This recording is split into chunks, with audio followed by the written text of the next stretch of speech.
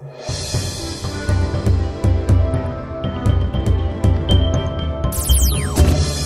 pemirsa, apa kabar? Satu pekan berlalu dan kita berjumpa lagi dalam program Ni Hao Tiongkok bersama saya Andy Chiu. Berbagai berita aktual dan perkembangan menarik seputar Tiongkok telah kami siapkan untuk Anda. Segera kita mulai Ni Hao Tiongkok kali ini. Berita pertama datang dari kunjungan persahabatan armada Angkatan Laut Rusia ke Tiongkok. Armada yang terdiri dari 4 kapal itu telah mengakhiri kunjungan persahabatan selama 5 hari ke kota pelabuhan timur Tiongkok, Qingdao pada hari Senin, 9 Desember 2024. Pada Senin pagi, kapal tanker laut Rusia meninggalkan pelabuhan secara berurutan. Lebih dari 100 perwira dan prajurit Tiongkok berbaris di dermaga untuk mengucapkan selamat tinggal kepada rekan-rekan Rusia mereka dalam sebuah upacara resmi. Setelah keberangkatan, kapal-kapal Rusia itu dikawal ke perairan internasional oleh fregat tipe 054A Angkatan Laut Tiongkok Zhaochuang. Kedua belah pihak bertukar salam perpisahan melalui radio yang menandai berakhirnya kunjungan secara resmi. Sejak kedatangan armada Angkatan Laut Rusia pada tanggal 5 Desember 2024 lalu, pelaut dari kedua negara terlibat dalam berbagai kegiatan, termasuk tur kapal timbal balik dan pertukaran teknis profesional, dan menyelenggarakan kompetisi olahraga persahabatan. Para perwira senior Rusia juga mengunjungi Museum Angkatan Laut Tentara Pembebasan Rakyat Tiongkok, tempat mereka memperoleh wawasan tentang warisan sejarah Tentara Pembebasan Rakyat yang kaya. Kunjungan tersebut diatur untuk memperdalam saling pengertian dan persahabatan antara Angkatan Laut kedua negara. 以前虽然参加过中外联演，但与外军官兵面对面交流还是第一次。这次活动既加深了对俄海军的了解，也拓宽了视野，增长了见识。对我来说，是一次难得的历练和成长。这些天，我们与俄方官兵进行了充分的业务探讨和文体交流，双方官兵更加理解彼此、信任彼此，进一步加深了两国海军官兵之间的友谊，深化了两国军队的理解互信和务实合作，凝聚了维护地区和平、安全、稳定的共识。 Para relawan di Djibouti telah membantu tim medis di atas kapal Rumah Sakit Angkatan Laut Tiongkok He Ping Fangzhou atau Peace Art yang saat ini sedang dalam Mission Harmony 2024 untuk memberikan layanan perawatan kesehatan berkualitas tinggi kepada penduduk setempat sejak kapal tersebut tiba pada hari Jumat 6 Desember 2024 lalu. Djibouti adalah sebuah negara yang terletak di Afrika bagian timur dan Peace Art berlabuh di pelabuhan Djibouti untuk memulai kunjungan persahabatan selama 7 hari sambil memberikan layanan medis. Ini menandai kunjungan ketiga kapal rumah sakit tersebut ke Djibouti setelah kunjungan sebelumnya pada tahun 2010 dan 2017 sebagai bagian dari Mission Harmony.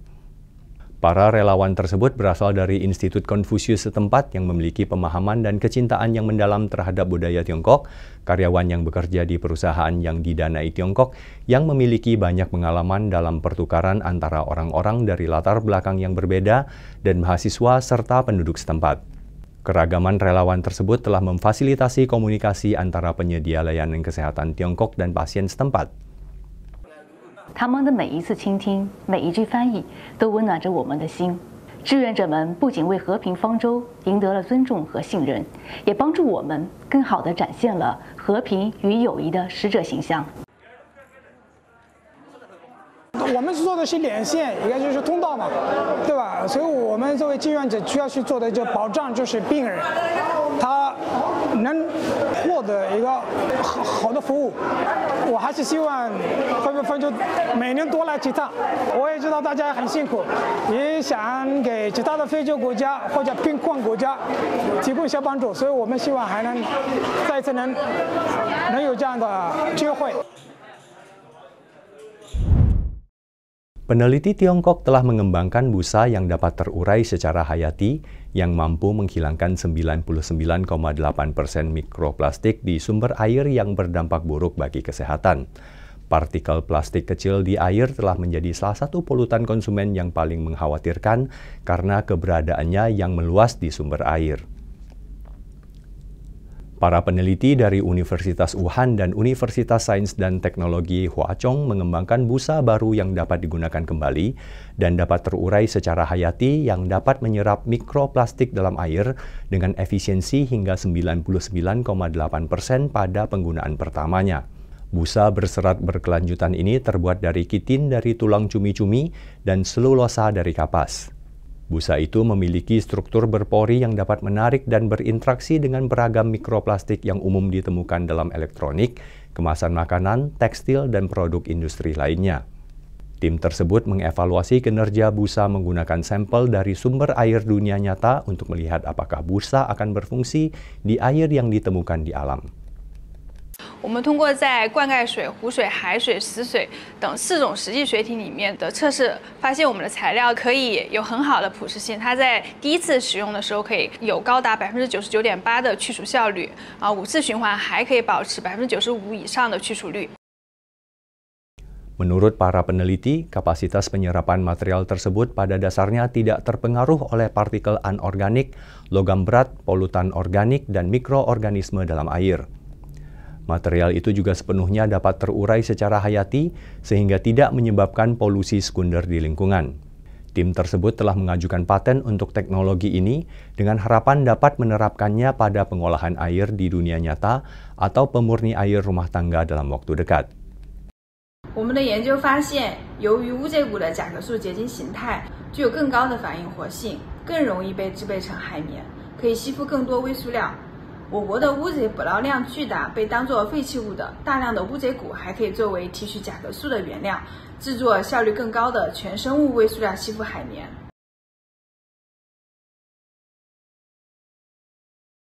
我们现在的这个应用的场景的设计，我们可以在这个小型的湖泊里面，包括我们的自来水厂里面，甚至我们的这个自来水管道里面，以及我们家用的净水器里面，那么这个是我们很容易就可以实现的。 Tiongkok telah mengambil tindakan untuk mendorong pengembangan dan penerapan teknologi disruptif tingkat lanjut dengan mendirikan pusat inkubasi dan menyiapkan dana khusus di pusat teknologi dan inovasi utamanya di kota Hangzhou, Provinsi Zhejiang. Pusat obor Delta Sungai Yangtze untuk transfer dan inkubasi teknologi disruptif didirikan secara resmi pada 27 November 2024 di Hangzhou yang bertujuan untuk menyediakan layanan menyeluruh bagi perusahaan rintisan teknologi. Teknologi disruptif didasarkan pada prinsip-prinsip baru, kombinasi baru, dan aplikasi baru sains dan teknologi yang membuka lintasan teknologi baru dan menghasilkan inovasi terobosan. Pusat yang baru didirikan itu akan berinvestasi dalam proyek-proyek disruptif berkualitas tinggi melalui mekanisme berorientasi pasar, mendorong pencocokan efektif pencapaian ilmiah dan teknologi dengan permintaan pasar, serta mempercepat penerapan praktis hasil teknologi.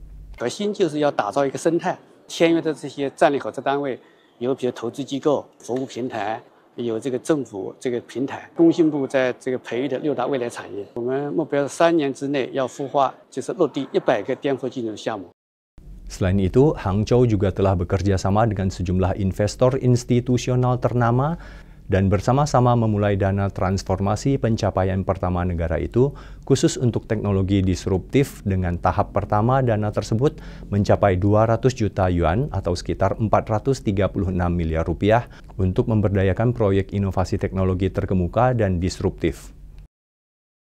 颠覆性技术早期往往风险比较高，市场失灵的地方，由我们国有资本来进行投资，基金呢在一些项目。 甚至企业还未设立的时候，我们就可以进行一些种子投资。 Sutradara ternama Tiongkok Li Ruijun berbagi dedikasinya dalam menangkap esensi kehidupan pedesaan di Tiongkok, menawarkan perspektif yang penuh kasih sayang dan tanpa filter kepada pemirsa selama wawancara dengan China Global Television Network atau CGTN belum lama ini. Selama Festival Film Internasional Pulau Hainan ke-6, Li Ruijun yang juga menjadi juri kompetisi film pendek di festival tersebut berbagi hasratnya dalam menangkap kisah-kisah masyarakat pedesaan Tiongkok yang seringkali terabaikan.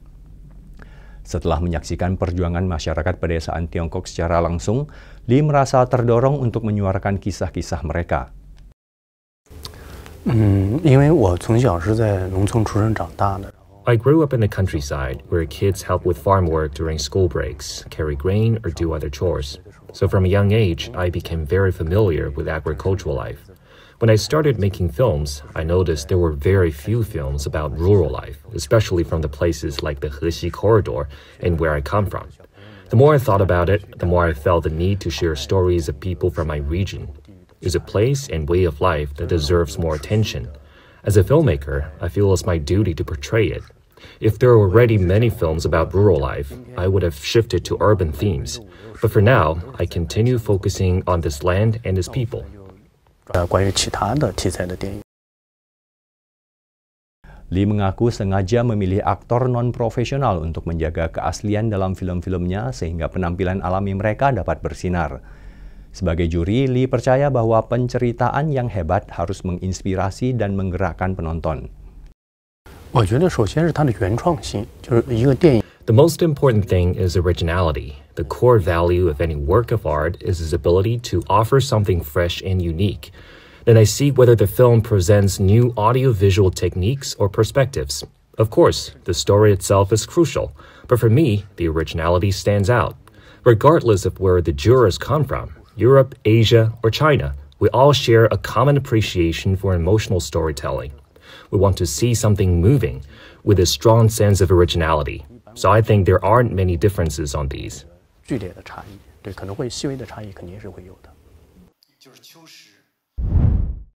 Pemirsa, usai sudah perjumpaan kita kali ini. Semoga sajian berita dan informasi tadi bisa menambah wawasan dan pengetahuan kita.